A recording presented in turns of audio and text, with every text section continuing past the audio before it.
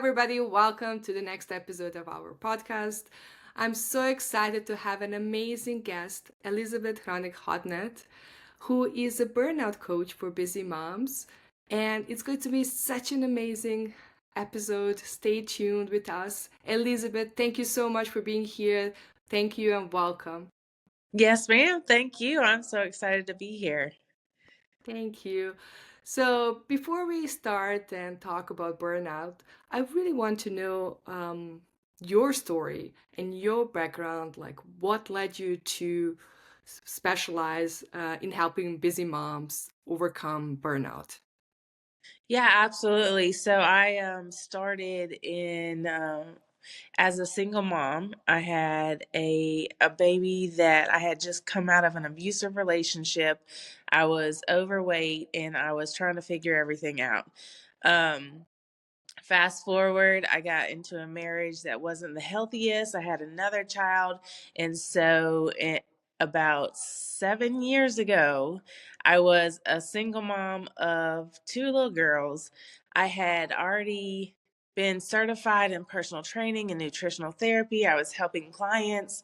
But after my transformation of losing over 150 pounds and then being a single mom, I knew that it was my opportunity to help moms because there was another aspect. It was fitness and nutrition is really important for us to stay healthy and to be able to serve ourselves and our family.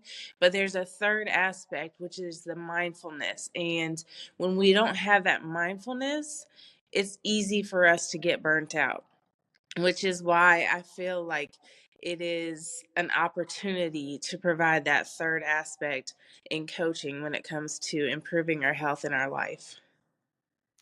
Thank you so much for sharing your inspiring story. I think what you do is so important. I think so many people are burned out and they don't even know that they are burned out. So, I want to talk about the first signs of burnout that usually get unnoticed. Can The you very first, Yeah. yes, absolutely. The very first sign is um, feeling like you can't get enough sleep. Like you can get a full 8 to 10 hours of sleep and you're still exhausted. Like you don't have any energy to approach the day. Okay. So the first thing is like I don't have energy. I can sleep the whole day and I'm still feeling tired. So, can we talk a little bit? What are the first steps for somebody when they reach to the point like, yeah, I cannot live like this anymore? Because very often when people just feel tired, they think, okay, I will sleep more, I will get better. But things usually get worse, and this is the moment when people reach out for help. And what are the first steps for someone when they're dealing with burnout? What should they do first? The first step is to sit still. The very first thing I have all my clients do is to schedule 5 minutes in the morning before any kids get up. You sit there and you sit with your thoughts because a calm mind helps our body to stay calm. So if we are able to sit there and just acknowledge our thoughts, don't judge our thoughts, acknowledge our thoughts. We can journal, but to get our mind at peace and then to be able to approach the day with peace. Our body relates to the thoughts that if they're racing thoughts and we feel like we're rushing and all this, it's our body tenses up. So to be able to calm our mind and approach the day starting with peace. I love that. I think this is my philosophy for so many years because I truly believe that how you start your morning, this is how you end your day. And really love how you talk about like 5 minutes in the morning. Very often people underestimate those 5 minutes. But how would you say, like, what would you say to somebody who struggles with racing thoughts? Um, what would you say to them? Like, the first thing, what would you say? How would you recommend them to stay still, stay alone with their thoughts when most people feel scared to be alone with themselves? Yeah, absolutely. And it's okay to do it afraid. So two things. We just talked about the morning thoughts. So The other thing that we do, what that we start off, morning and evenings are most important, because right before we go to bed, or when we're laying in bed, or when those thoughts start going crazy, if we haven't addressed them. So having our morning 5 minutes, and then also in the evening, just review your day. What were your wins? What could you have improved? And then also creating a list of the top 3 priorities that you want to get done the next day. That will help you to ease your mind, and be you don't have to think about tomorrow because you've already made your top 3 list. And then the other thing that a lot of my clients do is keep a journal beside the bed. Or, I don't like using the phone, but if it's your last resort, use the notes in your phone. If there's a thought that pops in your head while you're laying in bed, write it down so you don't feel like you have to remember it and keep repeating it in your head. You write it down and you can look at it later. I really love how you explain that to keep a journal next to your bed. But what I love even more is the way how you train your mind to focus on positive outcome. What are your 3 big wins today? What have you improved today? I think that's so important that very often people like underestimate how, because they think I'm just doing little things all day long, but those little things accumulate over time and create big results. And this is the game changer. I think it was also for me when I started doing my journaling, when I started like writing down 3 most important things that I'm proud of that I did that day, my 3 wins. I also noticed that my Yeah. confidence increased. I became more confident. I was like, oh my God, nothing is impossible. I can achieve everything. When I got at very low point, I will start reading all my wins before I sleep. And all of a sudden my confidence will come back. And I really love it, how you explain that and how you focus on positive outcomes through the days. And I want to ask you about something like when people go through different times and tough times in their lives, very often they feel scared to tell that to somebody. And if they tell somebody, like very often family members do not know how to help somebody. They really want to help, but all of a sudden their help becomes distraction and people start arguing because they want help in different ways. So what would you say to family members? How can we approach somebody who has a burnout? How can we help that person? What is the best way to help? It's really important to be a listening ear. And the other thing that I recommend is, when you start a conversation and you know somebody's going through something, you just ask them, be like, do you want me to listen, or do you want me to help you provide ideas for resolutions? Sometimes people just need a listening ear. Other times, when they're ready for you to provide ideas, then they'll be more receptive. But if you ask that question in the beginning of the conversation, if I'm just coming to you and I'm like, I just need you to listen, then let me vent. And then that way I know that I don't have to provide any solutions. I don't have to try to help in any other way but to be a listening ear. I love that. I think that's such an important point because very often people want to help and want to give their advice when nobody wants to hear that advice, especially that situation when you're dealing with so many things. I think that's a really good point what you mentioned. But I also want to talk a little bit more um, about the person who is going through burnout and challenges they have in their lives. And um, very often there's a guilt and high expectations from society, and they feel guilty if they don't fulfill those expectations from society. Especially moms, we have to juggle so many things at the same time, like household, career, kids. There's so much going on in our life. How can we deal with guilt for not meeting all expectations? Because those expectations put so much pressure on us. Well, the very first thing to acknowledge is that people pleasing is one of the leading causes of burnout. And so, if we are so focused on everybody else, we forget about ourselves. And we have to release that guilt, because if we are not at our best, we can't serve ourselves, we can't serve our children, we can't serve our families at our best. It's just like that 5 minutes in the morning or that 5 minutes at night. Busy moms, sometimes when I start working with them, they feel like they can't even take that time. But in actuality, when we take that time, we become more productive.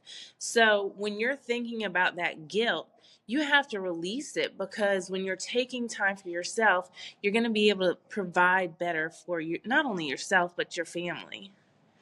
Yeah, I really love that. I really love how you explain, like, first we have to take care of ourselves to be able to take care of everybody else. And sometimes 5 minutes is really not a lot of time. It's just like 5 minutes and you can take it. And I think a lot of moms still need to work on their guilt, feeling guilty, and because it's completely normal, like to feel guilt because, oh my God, if I'm taking time for myself, I'm not spending time with my kid. And that's something that we moms have to deal every single day. And especially if you have a business, try to build business, but at the same time trying to raise the kids, it's really tough to balance both of that. And really want to talk a little bit about community, what community can do to support moms and support, support people in burnout, because I think that we became society of burnouts, and we need to change something in society. It's not really just personal problem, it's the society problem. And what is the best way to approach that?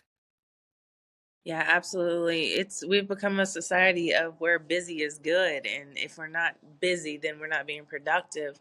Um, it's really important to have a community that you can relate to, because a lot of times, especially as moms, we can get in the trap of just being with our kids and being with ourselves, being with our families, and we feel alone. And so when we get into those communities, we realize that we're not really alone. We just have isolated ourselves, and those communities help us to realize that there are other people going through the same things that we're going through. And a lot of times in those communities, we can provide support and feedback to each other, and being able to feed into somebody else brings us back that same that fulfillment. And so to be able to be fulfilled and also realize that we're not alone, it's a game changer when it comes to that burnout feeling. Yeah, that's really true. Well, what you said, like, very often I think the biggest problem people have is just admitting they are going through tough times, and they are afraid to say that they have a burnout, especially if they work for companies, because a lot of people have like that feeling, oh my God, if I tell my boss that I'm dealing with burnout, maybe I'm going to be laid off. What would you say to those people? You can't be scared of it.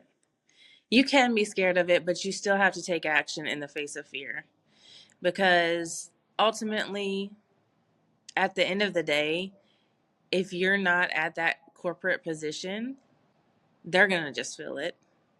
You can't sacrifice your life and your peace to for a job. Now you can do your best, but sacrificing your peace and burning yourself out and hurting yourself and your family it's not worth it. I agree with that, because very often I think, but when I used to work for big companies, I was so like attached to my job, and very often it was really hard to say I'm not my job, I'm not my title, Mm. I'm a person who has life, and I want to feel happy and fulfilled every single day. And I think it took me a lot of time to really realize that and really work on myself. It didn't happen overnight, of course, but it's a process, and there are certain things we can do daily to help ourselves.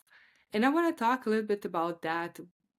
What coping strategies would you recommend to somebody who is dealing with burnout? You mentioned like focusing 5 minutes on yourself and staying alone with your thoughts, and also keep your journal next to your bed. Are there any other strategies that you would suggest to somebody who is dealing with burnout? Yeah, absolutely. The other two most important things are our nutrition and moving our body. Now, I come from a background of bodybuilding, um, but that doesn't mean that you have to go lift weights. It's finding something that you enjoy while moving your body. Like sometimes my daughter and I will just go take the dog out for a walk, or we'll do morning yoga. It doesn't matter what it is. A lot of times we get in this box of, oh, I got to go to the gym, and if I don't go to the gym, it doesn't count. No. Stretching, yoga, walking, playing a sport with your kid, just as long as you're moving your body, because that releases the happy drugs in the endorphins, and it just makes our blood flow better, it makes us feel better. And then the nutrition, focusing on what we put in our body, because that is the fuel that gets us through the day. So if we're putting junk in our gas tank, then we're going to put out junk when we're going to feel like junk when we're trying to get through the day. So focusing on protein and vegetables, and making sure we provide our body with the nutrients that it needs to be productive throughout the day. Yeah. I agree with that. I noticed that nutrition plays such a huge role how I feel. And I notice when I eat a lot of chocolate, I feel very low. Like, and oh my God, I just want to sleep. I don't want to do anything. But the moment I switch and start eating more vegetables, I have more energy. And I'm really excited to start my day. I don't even need to sleep so much like I used to sleep when I eat chocolate, which is so amazing. Right. I think this is a process that everybody needs to go through, and this is something that we can really understand when we start paying attention to our body and how we feel, and really understand that body, mind, and soul are connected. 100%. Yeah. Absolutely. Elizabeth, thank you so much for being here. Before we wrap up this interview, I would love to ask you to share more where people can find you and tell us more about what you do. Yeah, absolutely. So I would love to connect with you on Instagram or Facebook. It's at Liz Ronick Hodnet. Um, the most important thing for me is to be able to let you guys know, if you're going through a hard time, that you're not alone and that there is a way out. So if you ever need anything, you can hit me up in the DMs. I do one-on-one coaching, and I love working with clients, but ultimately the goal is just to make sure that you know that you're okay, and if there's something that you need, then I'm here to support you all the way. Thank you so much. Thank you, Elizabeth. Thank you, everybody who is listening. Yeah, thank you for being here today. It was my honor to have you as a guest on my show. And everybody else who is listening, keep working on yourself, keep shining your light because the world does need that love and light inside of you more than ever. I'm sending you lots of love. Bye for now.